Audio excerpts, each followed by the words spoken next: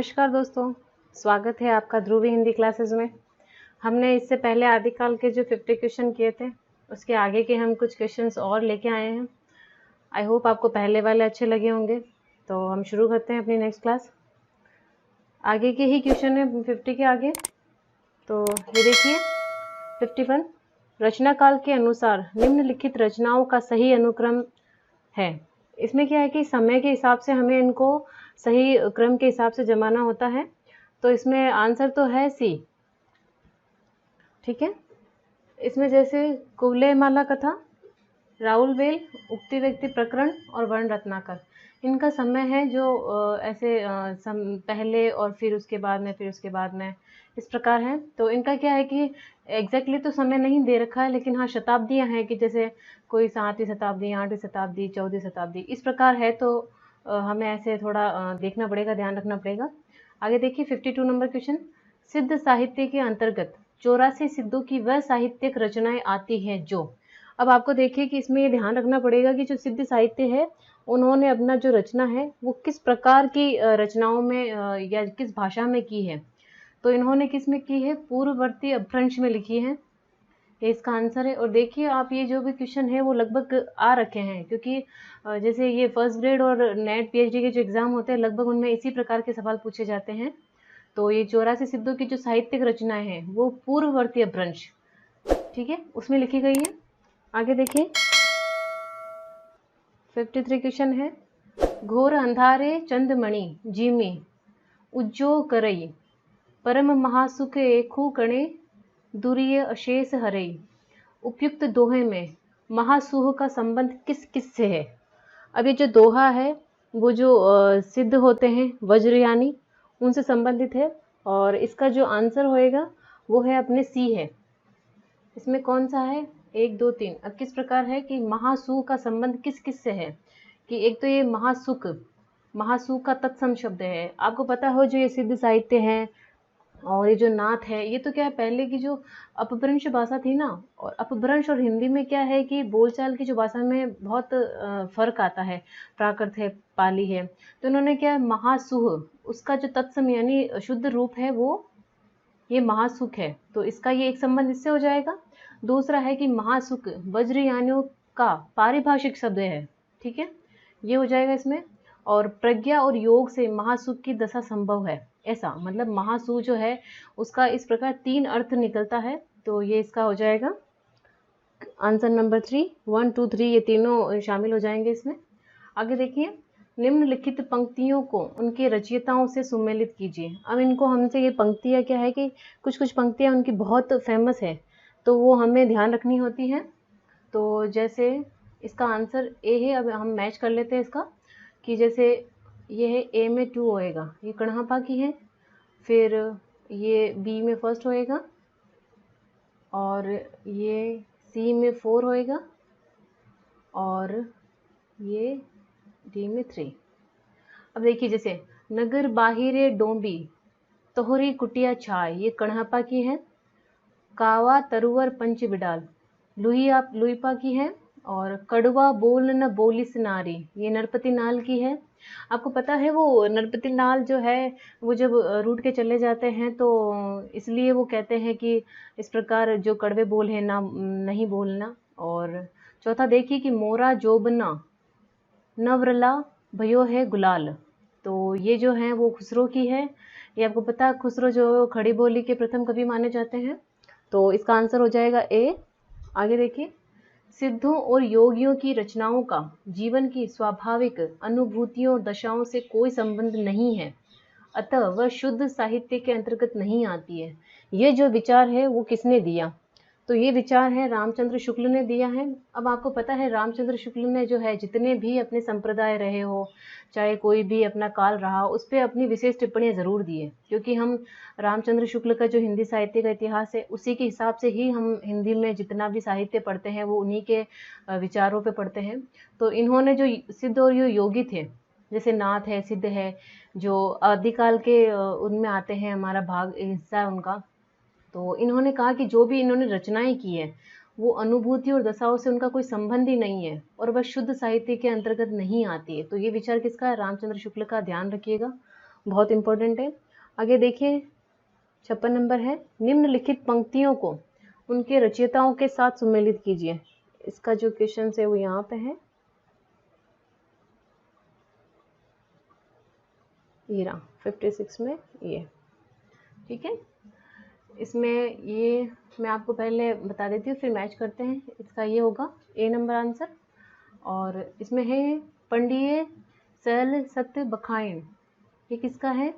ये सरपा का है, ध्यान रखिएगा।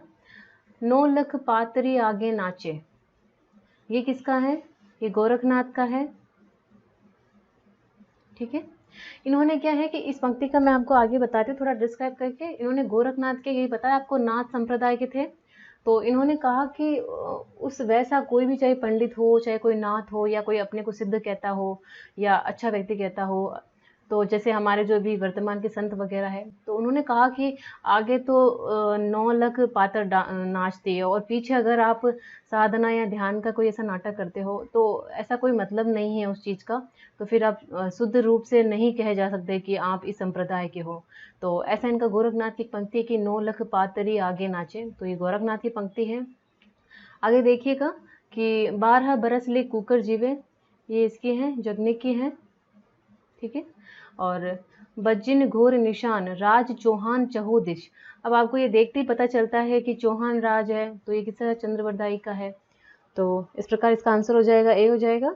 आगे देखिए 57, अपभ्रंश के जो नमूने हमें पद्यों में मिलते हैं, ये उस काव्य भाषा के हैं जो अपने पुरानेपन के कारण बोलने की भाषा से कुछ अलग बहुत दिनों तक, आदिकाल के अंत क्या उसके पीछे तक पोथियों में चलती रही। ये जो लाइन है वो किसने कही है? तो ये कही है अपने आचार्य रामचंद्र शुक्ल ने। लगभग जो लाइनें हैं बहुत अच्छी, वो लगभग आचार्य रामचंद्र शुक्ल है या अपने जो नगेंद्र है, इनकी लगभग कही जाती हैं। और वैसे हम रामचंद्र शुक्ल को बहुत महत्व देते हैं हिंदी साहित्य के इतिहास में, तो ये इन्होंने कहा है, ठीक है। आगे देखिए 58 में, जैसे पुराना चावल ही बड़े आदमियों के खाने योग्य समझा जाता है, वैसे ही अपने समय से कुछ पुरानी पड़ी हुई परंपराओं के गौरव से युक्त भाषा ही पुस्तक रचने वालों के व्यवहार योग्य समझी जाती है। रामचंद्र शुक्ल का उपयुक्त कथन हिंदी साहित्य का इतिहास के आदिकाल के किस प्रकरण में है? तो आपको पता है ये प्रकरण जो 4 है उसमें से है। अब ऐसा है कि आचार्य रामचंद्र शुक्ल की जो पुस्तक थी, आपको पता है हिंदी साहित्य का इतिहास, ये इनकी पुस्तक है, 1929 में लिखी गई थी, ठीक है। तो इसमें क्या है कि इनका एक प्रकरण है, जैसे मतलब आदिकाल के कुछ इन्होंने ऐसे बांट रखा, विभाजन कर रखा, फिर भक्ति काल, तो उसका जो प्रकरण 4 है उसमें उन्होंने ये बात कही है कि जैसे पुराने चावल बड़े आदमियों के खाने के लिए है, वैसे ही कुछ पुरानी जो परंपराएं हैं वो पुस्तक रचने वालों के विवाह योग्य समझी जाती है। ऐसी बात इन्होंने रामचंद्र शुक्ल ने अपने हिंदी साहित्य की इतिहास की जो पुस्तक है उसमें कहा है।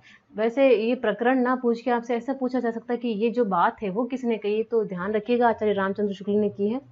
आगे देखिए, निम्नलिखित रचनाओं को उनके रचनाकारों से सुमेलित कीजिए, ठीक है। तो इसमें देखिए ये श्रावकाचार्य है, जैसे कई बार अगर सारे 4 ऑप्शन नहीं आ रहे हो तो सबसे पहले वो मैच करो जो आपको आते हैं 100% श्योर। तो जैसे ये श्रावकाचार्य है, ये है, ये आचार्य देवसेन की है, ये अपनी इसको, ये जो श्रावकाचार्य है वो इसको प्रथम रचना माना जाता है हिंदी साहित्य की, ध्यान रखिएगा। और इसमें 250 है, श्रावक धर्म से संबंधित है, और ये जैन आचार्य थे, इनकी है। प्रबंध चिंतामणि है, ये जैनाचार्य मेरुतुन की है, ठीक है। इस प्रकार हम अगर 1-2 भी आते हैं तो हम आगे के मैच कर सकते हैं। ये प्राकृत प्रकाश है, वर रुचि की है, और ये जो कुमारपाल प्रतिरोध है ये सोमप्रभ सूरी की है। इस प्रकार हमारा ये इसमें ए आंसर होगा। जैसे देखिए प्राकृत प्रकाश वर रुचि, श्रावकाचार्य देवसेन की, प्रबंध चिंतामणि मेरुतुन की, और ये कुमारपाल प्रतिबोध सोमप्रभ सूरी की, ठीक है। आगे देखिए 60 नंबर, दब्ब सहाव पयास, यानी ये जो क्या है कि अपभ्रंश और शुद्ध हिंदी में इसमें क्या थोड़ा सा फर्क होता है। तो ये जो लाइन है वो किसने कही, इस प्रकार है कि दब्ब सहाव पयास यानी द्रव्य स्वभाव प्रकाश, इसका शुद्ध हिंदी ये रूप होता है। अपभ्रंश में पाली प्राकृत उसमें बोलचाल की भाषा में और जो स्वाभाविक जो हम जो बोलते हैं भाषा उसमें थोड़ा सा बोलने में फ़र्क आता है। ये पुराने लेखक और कवि हैं, तो उन्होंने इस भाषा में ये जो है उसका हिंदी मीनिंग है वो ये है, द्रव्य स्वभाव प्रकाश को गाथा या साहित्य की प्राकृत में निम्नलिखित में से किसे रूपांतरित किया है? तो ये माइकल धवल ठीक प्रकार है। इसका ये जो ना ओरिजिनल रूप ये था दब सहाव प्रयास, इसको द्रव्य स्वभाव प्रकाश को गाथा या साहित्य की प्राकृत में, प्राकृत है ठीक है भाषा, उसमें किसने रूपांतरित किया है? माइकल धवल ने किया है, ध्यान रखिएगा। आगे देखिए 61 नंबर क्वेश्चन है अपना। तो इसमें यह है कि निम्नलिखित में से कौन सा युग्म असंगत है, यानी इनकी रचनाएं हैं एक तरफ कवि है। अब इसमें से कौन एक दूसरे के साथ मैच नहीं करता है, तो वो हमें मिलाना है, या फिर जैसे कि किस कवि को प्रथम कवि किसने नहीं माना है, किसने माना है। तो ये पुष्यदंत है, ये शिव सिंह शेखर ने इनको माना है। शालिभद्र सूरी है, ये इन्होंने हजारी प्रसाद द्विवेदी ने माना है इनको। आगे चलते हैं देखते हैं। स्वयंभू को राम कुमार वर्मा ने माना है और अब्दुल रहमान है, ये हजारी प्रसाद द्विवेदी। शालिभद्र सूरी को राहुल सांकृत्यायन ने माना है। तो एक सेकेंड यहाँ,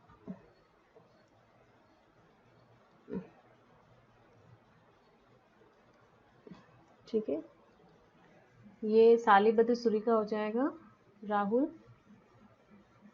सांकृत्यायन, उन्होंने 1184 में रचना रखी है। तो इस प्रकार ये बी आंसर जो है ये इसके साथ मैच नहीं करता है। ये रमाशंकर जो शुक्ल रसाल इन्होंने नहीं माना है। इनको शालिभद्र सूरी को प्रथम कवि किसने माना है? राहुल सांकृत्यायन ने। और इनका जो समय है वो 1184 है ये रचना लिखने का। बाकी ये तीनों सही है, तो इसलिए इसका आंसर बी हो जाएगा। आगे देखिए, अपभ्रंश या प्राकृताभास हिंदी के पद्यों का सबसे पुराना पता तांत्रिक और योग्य मार्गी बौद्धों को सांप्रदायिक रचनाओं के भीतर विक्रम की 7वीं शताब्दी के अंतिम चरण में लगता है। ये कथन किस आलोचक का है? तो ये कथन रामचंद्र शुक्ल का है। देखिए हमने 3-4 क्वेश्चन किए, उनमें लगभग इन्होंने ही ये टिप्पणियां करी है, ठीक है। आगे देखिए, स्वयंभू के ग्रंथ निम्नलिखित में से कौन से? अब देखो 4 ग्रंथ दे रखे हैं, इसमें से कौन कौन से स्वयंभू के हैं? तो स्वयंभू की रचना है जो बहुत मोस्ट है, तो आपको ध्यान रखिएगा इसमें देखिए, एक तो है ये पौंचर्यु, ये इनकी है। स्वयंभू नाम से ही पता चलता है कि ये इनकी है। और नए कुमारचर्यु है ये, तो ठीक है, ये इनकी नहीं है। एक सेकेंड, यहाँ पे टिक लग गया।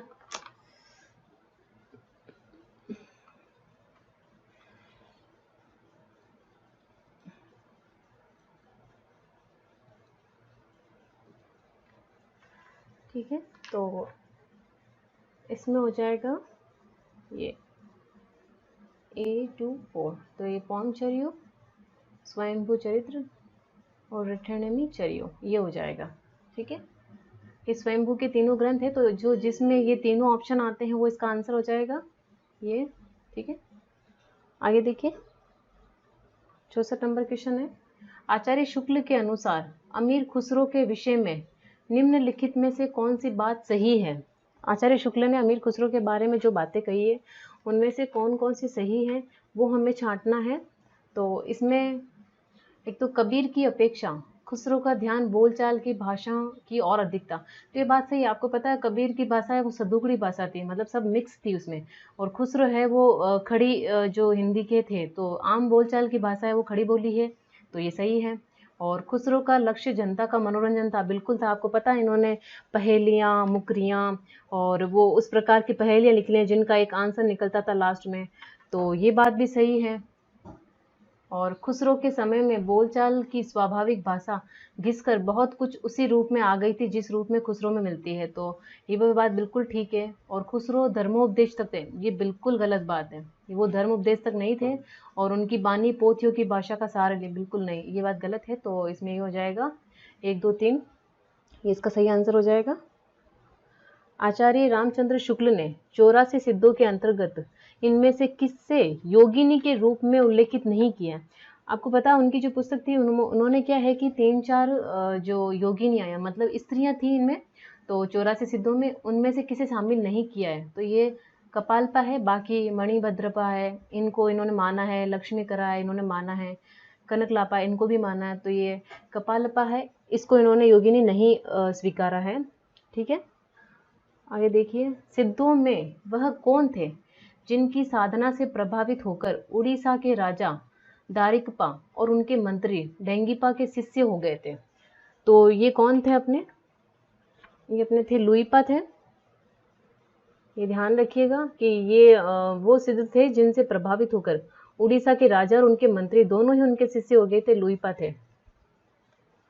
आगे देखिए, भक्ति आंदोलन के पूर्व सबसे शक्तिशाली धार्मिक आंदोलन गोरखनाथ का भक्ति मार्ग ही था। गोरखनाथ अपने युग के सबसे बड़े नेता थे। ये कथन किस आलोचक का है? तो इसका ऊपर देखेंगे हम, ये 67 है और ये है आचार्य हजारी प्रसाद द्विवेदी। इसका आंसर ये हो जाएगा। आगे देखिए 68, काव्य शास्त्र के प्रसिद्ध कश्मीरी आचार्य अभिनव गुप्त ने अपने तंत्रालोक में कौन से नाथ की वंदना की है? तो ये जो अभिनव हैं इन्होंने किसकी की है? ये इनकी की है, मत्स्येंद्र नाथ की है, इनकी वंदना की है। नाथ, ये नाथ है, आपको पता है, ये भी नाथ से सारे, तो इनकी वंदना की है इन्होंने, अपने कश्मीरी आचार्य थे अभिनव गुप्त ने। आगे देखिए, नाथ संप्रदाय से संबंधित तथ्य इस प्रकार है, फिर उसमें से हमें कूट छाटना है कि कौन सा सही है और कौन सा गलत है। तो इसका पूरा ऊपर देखते हैं अपन, ये इस प्रकार। ठीक है, तो इसमें है कि नाथ संप्रदाय से संबंधित तथ्य इस प्रकार है और नीचे दिए गए कूट से सही उत्तर को चयन कीजिए। मतलब इन चारों में से कोई सही है या सारे ही सही हैं, वो हमें छांटने हैं। नाथ सिद्धों की परंपरा से ही निकले हैं और 84 सिद्धों के समान इनकी संख्या 9 मानी गई। बिल्कुल है, 9 नाथ थे और जो सिद्ध थे वो 84 थे, ये सही है। नाथों में जब देश के पश्चिमी भाग, बिल्कुल नाथ जो थे वो पश्चिमी थे और जो सिद्ध थे वो पूर्वी भाग में थे, विशेषतया राजपूताना और पंजाब को अपने प्रचार प्रसार के लिए चुना, ये बिल्कुल ठीक है इनके लिए।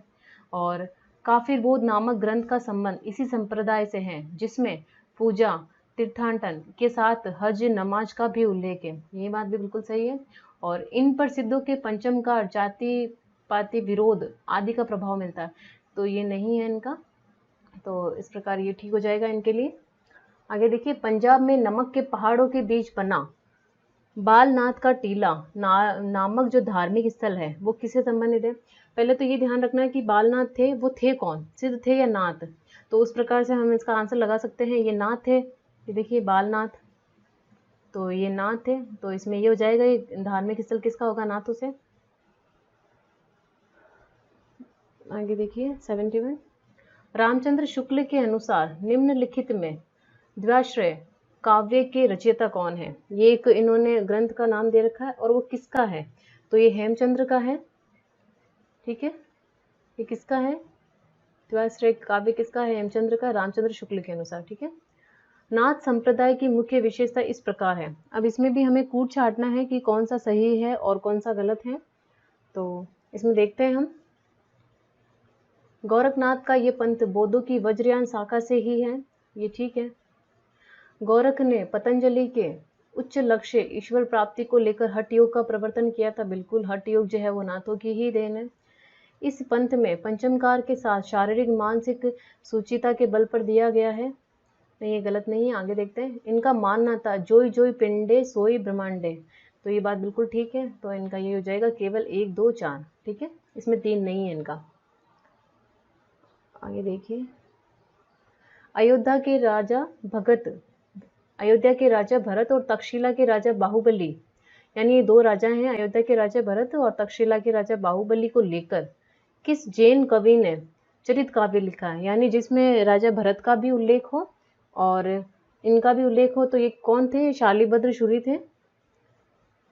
इन्होंने, आपको पता है, वो भरतेश्वर बाहुबली, इनके नाम जो रचना उस नाम से पता चलता है, भरतेश्वर बाहुबली के नाम से इन्होंने रचना की थी, आपको पता हो तो देखो ये बाहुबली और ये भरत। ठीक है, इस प्रकार इन्होंने दोनों राजाओं के ऊपर चरित्र काव्य लिखा था, ये शालिभद्र सूरी है। किस काव्य में सर्वाधिक चरित काव्य लिखे गए हैं? अब देखो, चरित काव्य सिद्धों ने अपने उसमें लिखे थे ना, तो उन्होंने तो चरित काव्य वो लिखे ही जैन साहित्य में थे। आपको पता है ये जैन साहित्य है, चरित काव्य के नाम से भी जाना जाता है। ठीक है, इस प्रकार हमारे ये 51 से जो है 74 तक क्वेश्चन आज हमने किए हैं, और आगे भी इसी प्रकार आपके लिए भक्ति काल या जितने भी आगे आएंगे उनके हम क्वेश्चन आंसर लेके आते रहेंगे। और आप देखिए रहिए, पढ़ते रहिए, और चैनल को लाइक कीजिए, सब्सक्राइब कीजिए, जितना हो सके वीडियो को शेयर कीजिए। ठीक है, चलो, thank you so much. Next मिलते हैं नेक्स्ट वीडियो में नेक्स्ट टॉपिक के साथ।